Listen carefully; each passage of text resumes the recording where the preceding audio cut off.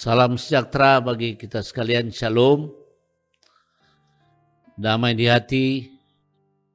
Baiklah, pada hari ini kita akan membaca firman Tuhan dari kitab 2 Raja-Raja, pasal yang ketiga dan pasal yang keempat.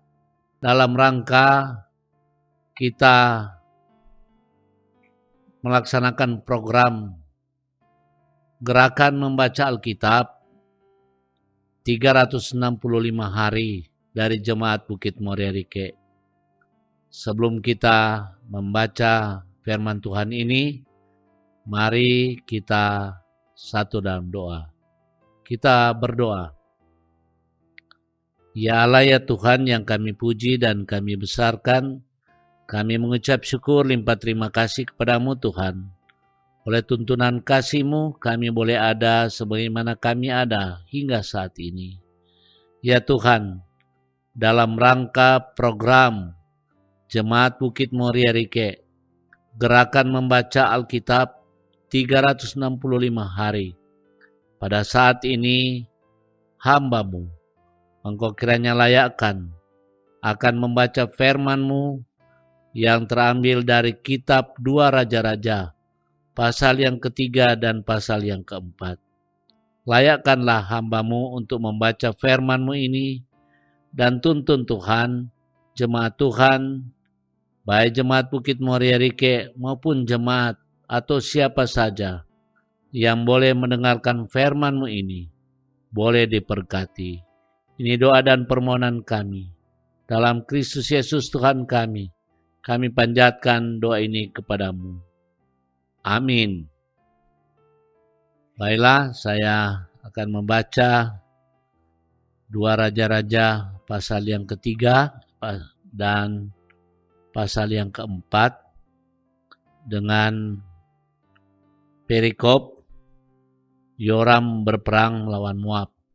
Yoram anak Ahab menjadi raja di Samaria atas Israel dalam tahun ke-18 tahun Yosafat, Raja Yehuda, dan ia memerintah 12 tahun lamanya.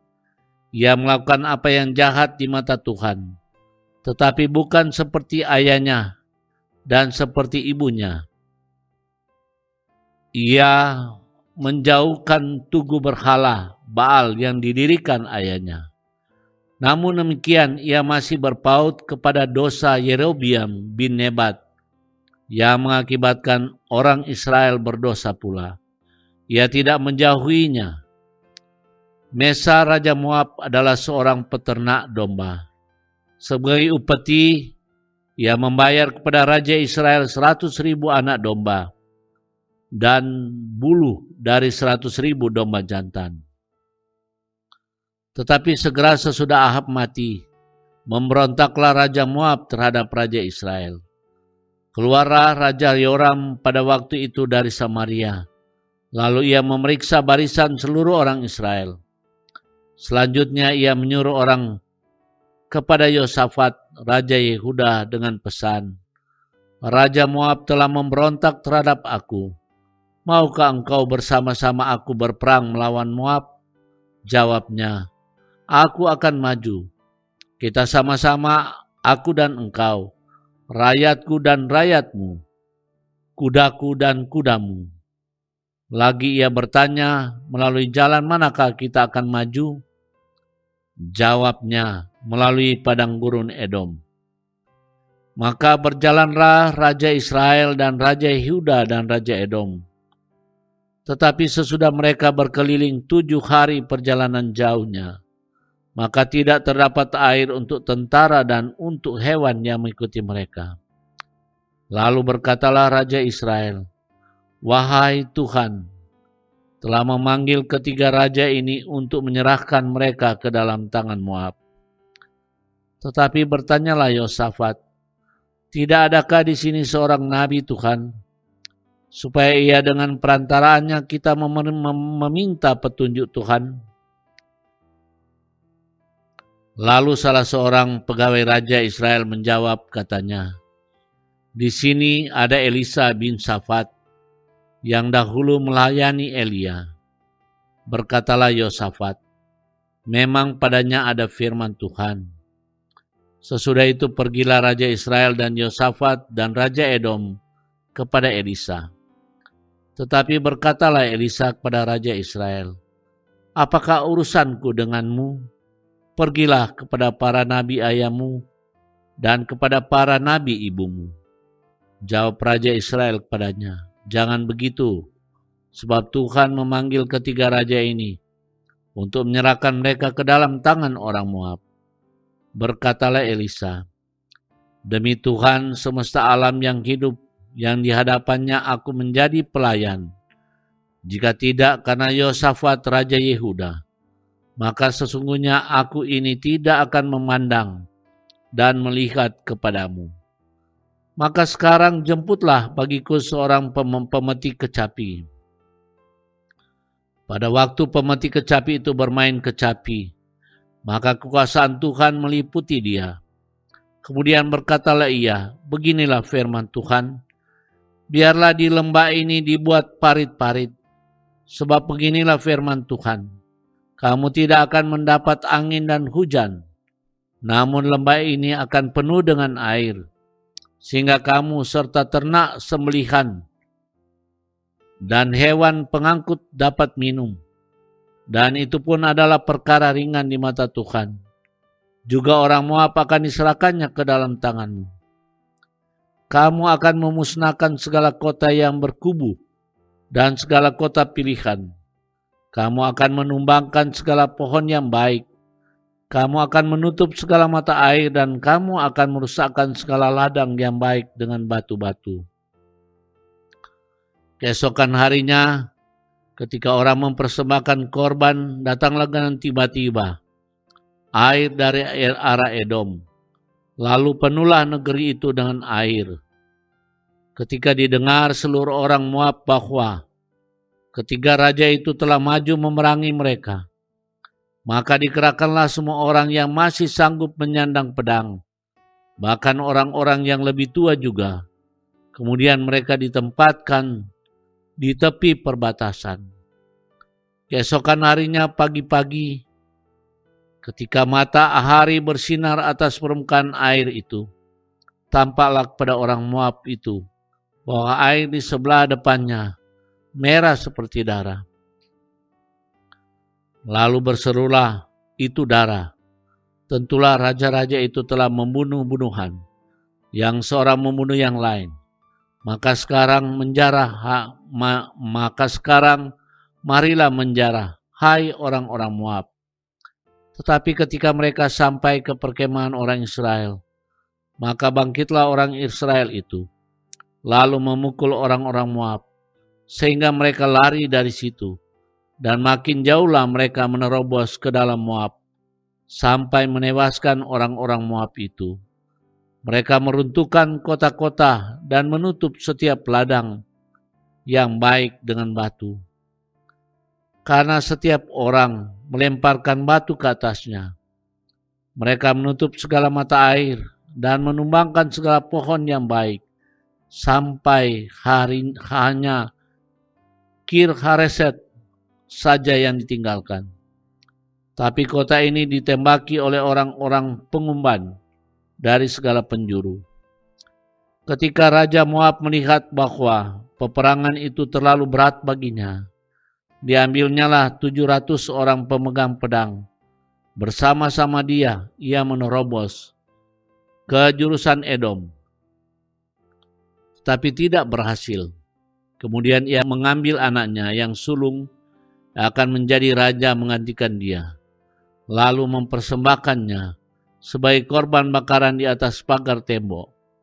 Tetapi kegusaran besar menimpa orang Israel, sehingga mereka berangkat dan meninggalkan dia dan pulang ke negeri mereka. Pasal yang keempat, dengan perikop minyak seorang janda. Salah seorang dari istri-istri para nabi mengadukan halnya kepada Elisa sambil berseru, "Hambamu, suamiku sudah mati, dan engkau ini tahu bahwa hambamu itu takut akan Tuhan. Tetapi sekarang penagih hutang sudah datang untuk mengambil kedua orang anakku menjadi budaknya." Jawab Elisa kepadanya, "Apakah yang dapat kuperbuat bagimu? Beritahukanlah kepadaku apa-apa yang kau punya di rumah." Berkatalah perempuan itu, "Hambamu ini tidak punya sesuatu apapun di rumah, kecuali sebuah buli-buli berisi minyak." Lalu berkatalah Elisa, "Pergilah, mintalah bejana-bejana dari luar, daripada segala tetanggamu, bejana-bejana kosong, tapi janganlah terlalu sedikit. Kemudian masuklah, tutuplah pintu sesudah engkau dan anak-anakmu masuk. Lalu tuangkanlah minyak itu ke dalam segala bejana. Mana yang penuh angkatlah." Pergilah perempuan itu daripadanya, ditutupnyalah pintu sesudah ia dan anak-anaknya masuk. Dan anak-anaknya mendekatkan bejana-bejana kepadanya, sedang ia terus menuang. Ketika bejana-bejana itu sudah penuh, berkatalah perempuan itu kepada anaknya, "Dekatkanlah kepadaku sebuah bejana lagi." Tetapi jawabnya kepada ibunya, "Tidak ada lagi bejana." Lalu berhentilah minyak itu mengalir. Kemudian pergilah perempuan itu memberitahukannya kepada abdi Allah. Dan orang ini berkata, "Pergilah, jualah minyak itu, bayarlah hutangmu, dan hiduplah dari lebihnya, engkau serta anak-anakmu." Perikop yang kedua, perempuan Sunem dengan anaknya. Pada suatu hari Elisa pergi ke Sunem. Di sana tinggal seorang perempuan kaya yang mengundang dia makan. Dan seberapa kali ia dalam perjalanan, singgahlah ia ke sana untuk makan. Berkatalah perempuan itu kepada suaminya, "Sesungguhnya aku sudah tahu bahwa orang yang selalu datang kepada kita itu adalah abdi Allah yang kudus. Baiklah kita membuat sebuah kamar atas yang kecil yang berdinding batu. Dan baiklah kita menaruh di sana baginya sebuah tempat tidur, sebuah meja, sebuah kursi, dan sebuah kandil. Maka apabila ia datang kepada kita, ia boleh masuk ke sana." Pada suatu hari datanglah ia ke sana, lalu masuklah ia ke kamar atas itu dan tidur di situ. Kemudian berkatalah ia kepada Gehasi bujangnya, "Panggillah perempuan Sunem itu." Lalu dipanggilnya perempuan itu dan dia berdiri di depan Gehasi. Elisa telah berkata kepada Gehasi, "Cobalah katakan kepadanya, sesungguhnya engkau telah sangat bersusah-susah seperti ini untuk kami. Apakah yang dapat kuperbuat bagimu? Adakah yang dapat kubicarakan tentang engkau kepada raja atau kepada tentara?" Jawab perempuan itu, "Aku ini tinggal di tengah-tengah kaumku." Kemudian berkatalah Elisa, "Apa yang dapat kuberbuat baginya?" Jawab Gehasi, "Dia tidak mempunyai anak dan suaminya sudah tua." Lalu berkatalah Elisa, "Panggillah dia." Dan sesudah dipanggilnya, berdirilah perempuan itu di pintu. Berkatalah Elisa, "Pada waktu seperti ini juga, tahun depan, engkau ini akan mengendong seorang anak laki-laki." Tapi jawab perempuan itu, "Janganlah tuanku ya abdi Allah, janganlah berdusta kepada hambamu ini." Mengandunglah perempuan itu, lalu melahirkan seorang anak laki-laki. Pada waktu seperti itu juga, pada tahun berikutnya, seperti yang dikatakan Elisa kepadanya. Setelah anak itu menjadi besar, pada suatu hari keluarlah ia mendapatkan ayahnya di antara penyabit-penyabit gandum. Tiba-tiba menjeritlah ia kepada ayahnya, "Aduh, kepalaku, kepalaku." Lalu kata ayahnya kepada seorang bujang, "Angkatlah dia dan bawalah kepada ibunya." Diangkatnyalah dia, dibawanya pulang kepada ibunya. Duduklah ia di pangkuan ibunya sampai tengah hari, tetapi sesudah itu matilah ia. Lalu naiklah perempuan itu, dibaringkannya dia di atas tempat tidur abdi Allah itu. Ditutupnyalah pintu dan pergi, sehingga anak itu saja di dalam kamar. Sesudah itu ia memanggil suaminya serta berkata, "Suruhlah kepadaku salah seorang bujang dengan membawa seekor keledai betina. Aku mau pergi dengan segera kepada abdi Allah itu, dan akan terus pulang." Berkatalah suaminya, "Mengapakah pada hari ini engkau hendak pergi kepadanya? Padahal sekarang bukan bulan baru dan bukan hari Sabat." Jawab perempuan itu, "Jangan khawatir."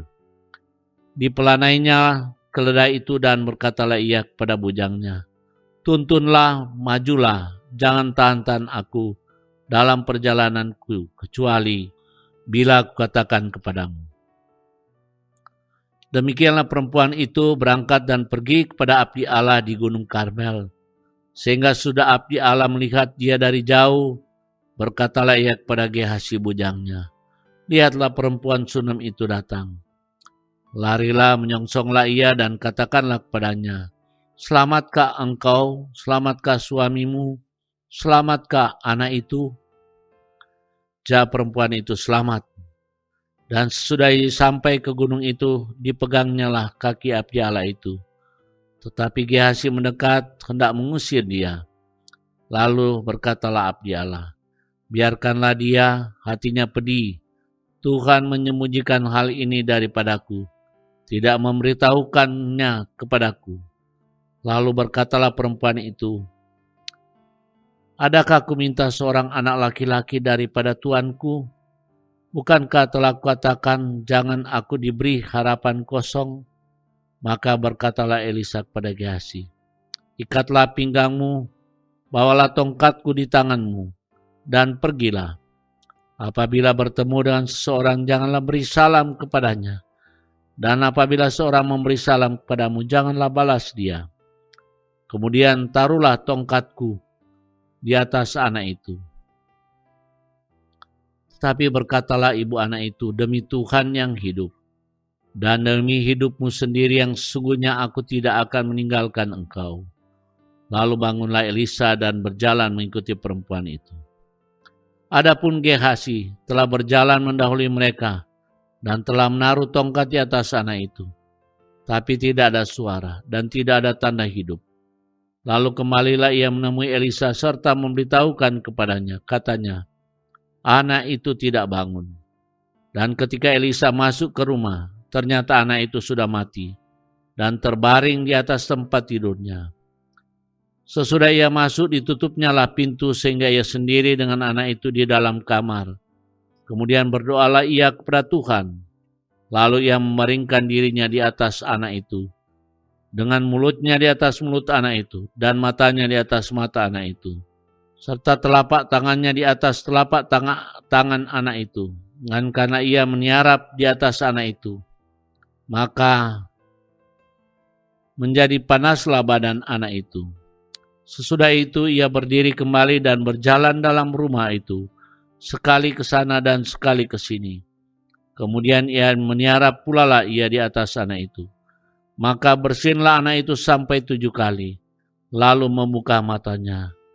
Kemudian Elisa memanggil Gehazi dan berkata, "Panggillah perempuan Sunem itu." Dipanggilnyalah ia, lalu datanglah ia kepadanya. Maka berkatalah Elisa, "Angkatlah anakmu ini." Masuklah perempuan itu, lalu tersungkur di depan kaki Elisa dan sujud menyembah dengan mukanya sampai ke tanah. Kemudian diangkatnyalah anaknya lalu keluar. Perikop yang ketiga, maut dalam kuali. Elisa kembali ke Gilgal pada waktu ada kelaparan di negeri itu, dan ketika pada suatu rombongan nabi duduk di depannya, berkatalah ia kepada bujangnya, "Taruhlah kuali yang paling besar di atas api dan masaklah sesuatu makanan bagi rombongan nabi itu." Lalu keluarlah seorang dari mereka ke ladang untuk mengumpulkan sayur-sayuran. Ia menemui pohon sulur-suluran liar dan memetik daripadanya labu liar. Serangkul penuh dalam jubahnya. Sesudah ia pulang, teruslah ia mengiris-irisnya ke dalam kuali masakan tadi, sebab mereka tidak mengenalnya. Kemudian dicedoknya dari masakan tadi bagi orang-orang untuk dimakan. Segera sudah mereka makannya, berteriaklah mereka serta berkata, "Maut ada dalam kuali itu, hai abdi Allah." Dan tidak tahan mereka memakannya. Tapi berkatalah Elisa, "Ambillah tepung, dilemparkannya lah itu ke dalam kuali, serta berkata, cedoklah sekarang bagi orang ini, supaya mereka makan. Maka tidak ada lagi suatu bahaya dalam kuali itu." Perikop yang terakhir memberi makan 100 orang. Datanglah seorang dari Baal Salisa dengan membawa bagi abdi Allah roti hulu hasil, yaitu 20 roti jelai serta gandum baru dalam sebuah kantong. Lalu berkatalah Elisa, "Berilah itu kepada orang-orang ini, supaya mereka makan." Tetapi pelayannya itu berkata, "Bagaimanakah aku dapat menghidangkan ini di depan 100 orang?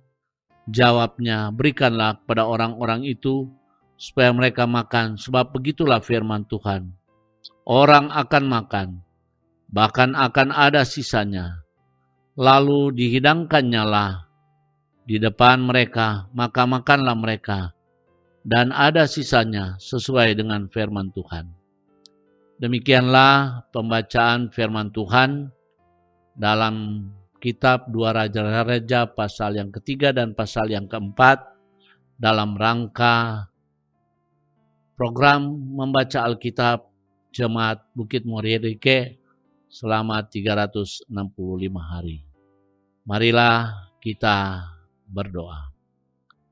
Ya Allah ya Tuhan, terima kasih Tuhan, kalau pada saat ini Engkau boleh layakkan kami membaca firman-Mu dalam kitab 2 Raja-Raja pasal yang ketiga dan pasal yang keempat.